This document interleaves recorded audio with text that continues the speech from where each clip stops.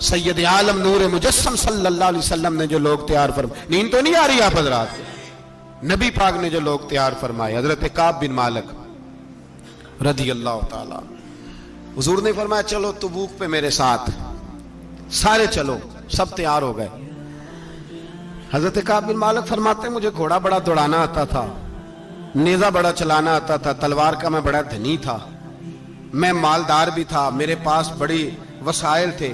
حضور چلے گئے تو میں نے، یہ بخاری ہے، فرماتے ہیں میں نے سوچا کہ میں چلا جاؤں گا، کل میں گھوڑا دوڑاؤں گا، میں نے پیچھے پہنچ جانا، پرسوں چلا جاؤں گا، ترسوں بس سستی ہو گئی، نہ جا سکا۔ فرماتے ہیں وقت بیت گیا، حضور چلے گئے، آج جاتا ہوں کل چاہتا ہوں، اسی میں حالات سارے گزر گئے، حتیٰ کہ اللہ کے رسول واپس آ گئے۔ فرماتے ہیں کچھ بوڑھے تھے جو نہ جا سکے اور کچھ منافق تھے جو حضور کے ساتھ جہاد پہ نہ جا سکے۔ آپ فرماتے ہیں میں جوان بھی تھا، تیر انداز بھی تھا، اور دنیا عرب سارا جانتا تھا کہ مالدار بھی ہے، اللہ تعالیٰ کی دی ہوئی بڑی نعمتیں تھے، میں نہ گیا اور ہو غلطی گئی، سستی گئی۔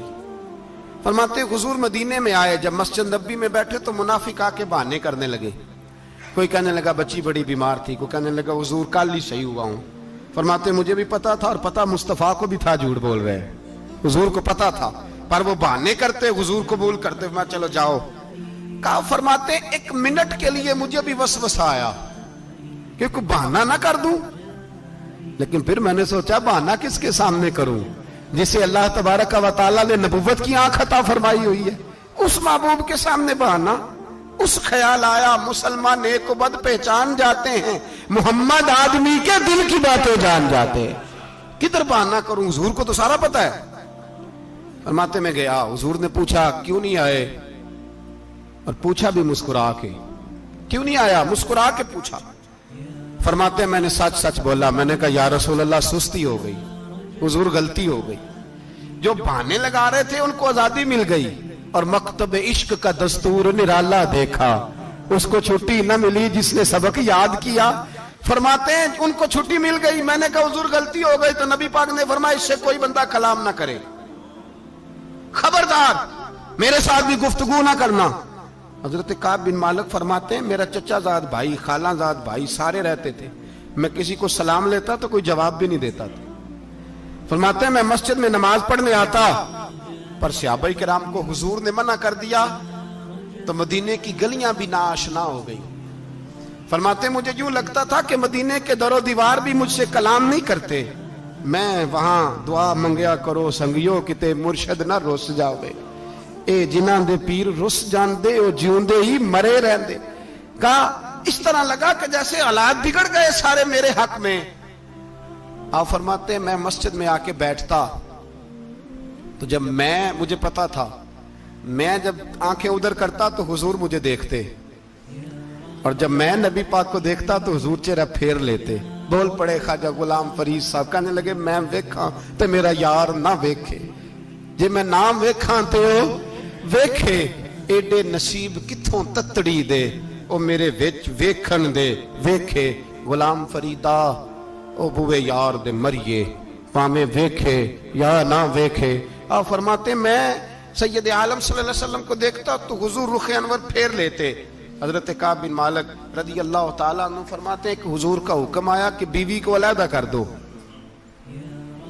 بار پہلے کوئی نہیں بات کرتا، اب کہا بیوی کو علیحدہ کر دو، تو میں نے کہا حضور طلاق دے دوں، فرمایا نہیں میکے بھیج دو، طلاق نہیں دینی۔ فرماتے ہیں بال بچہ بھی چلا گیا، نہ گھر میں کوئی نہ باہر کوئی، تنے تنہا۔ آپ فرماتے ہیں زمانہ جانتا تھا، عرب کے صوبوں میں بات پھیل گئی کہ کعب بن مالک جیسا سردار، مالدار، گھوڑ سوار، تیر انداز، نیزہ باز، اتنا بڑا سیانہ سنجیدہ آدمی جدا کر دیا نبی پاک نے۔ فرماتے ہیں غسان کے عیسائی بادشاہ نے مجھے خط لکھا۔ حضرت کعب فرماتے ہیں بڑی آزمائش تھی، پر یہ مصیبت سب سے بڑی تھی۔ غسان کے عیسائی بادشاہ نے خط لکھا، اس کا آدمی مجھے ڈھونڈتا پھرتا مدینے میں، میں ملا تو خط اس نے مجھے دیا۔ خط میں یہ نہیں لکھا تھا کہ کافر ہو جاؤ معاذ اللہ، یہ نہیں لکھا تھا عیسائی ہو جاؤ۔ اس نے خط میں لکھا کہ کعب ہم نے سنا ہے تمہارے نبی نے تمہیں چھوڑ دیا، ناراض ہو گئے، تم تو اس قابل تھے کہ صوبے کے گورنر بنائے جاتے، तुम तो बड़े ओहदे के काबिल थे, तुम्हारी तो शोहरत है सारे इलाकों में, तुम आ जाओ हमारे पास, हम तुम्हें बहुत बड़ा ओहदा दे देंगे। हजरत काब बिन मालिक फरमाते हैं अब मेरी चीखें निकली, अब मैं तड़प के रोया। मैंने वो उसका खत पकड़ा और जलते हुए तंदूर में डाला और मस्जिद नबी में सर सजदे में रख के मैंने कहा, अल्लाह मेरा ईमान इतना ही मशकूक हो गया है कि काफिर कहते हैं मैं उनके साथ मिल जाऊंगा। ऐ अल्लाह मेरा ईमान इतना के काफिर समझने लगे हैं कि मैं मुसलमानों को छोड़ के उनसे इत्तेहाद करूंगा। यहां लोग कहते हैं हमने प्रेशर के लिए उनको साथ मिलाया, हमने प्रेशर के लिए काफिर से समझौता करोगे, अपने भाई पर जुल्म करने के लिए बेईमानों के साथ दोस्ती करोगे। हजरत काब बिन मालिक फरमाते मैंने तंदूर में डाला, मैं तड़प के रोया। मैंने कहा अल्लाह मेरा इतना इम्तिहान ना ले कि काफिर सोचने लगे कि मैं उससे समझौता करूंगा। ऐ अल्लाह मेहरबानी फरमा, इतना इम्तिहान ना ले। रोते रोते घर गया, सहरी तक रोता रहा। एक आदमी दौड़ा आया, कहने लगा काब जल्दी चल, हजरत जिब्रील आ गए हैं, अल्लाह ने तेरी तौबा कबूल फरमा ली है, रसूल पाक ने तुझे याद फरमाया है, चल आ जा।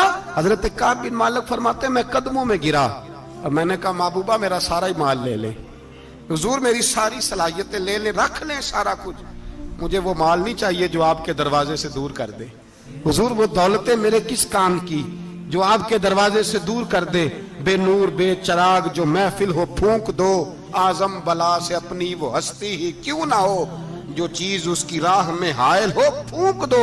हजरत काब बिन मालिक रदी अल्लाह तआला अन्हु ने एक मिनट के लिए भी काफिर से समझौता करना पसंद ना किया। जब तो अल्लाह ने तौबा हजरत जिब्रील के जरिए नाज़िल फरमाई।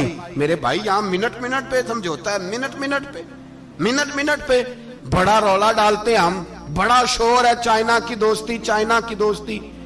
चाइना जैसे कहे बर्मा की हुकूमत वैसे करती है, इस कदर असर और रसूख है उनका।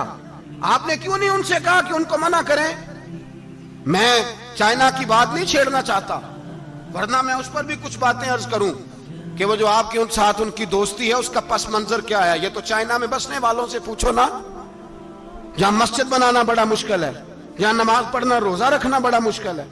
काहे की दोस्ती, किस तरह की दोस्ती? कुरान मजीद ने बयान कर दिया काफिर तुमसे राजी नहीं हो सकता हत्ता तत्तबिया मिल्लतहुम, जब तक तुम उनके दीन की पैरवी ना करो। उतनी देर काफिर राजी हो सकता तो मुसलमान कैसे राजी हो जाता है?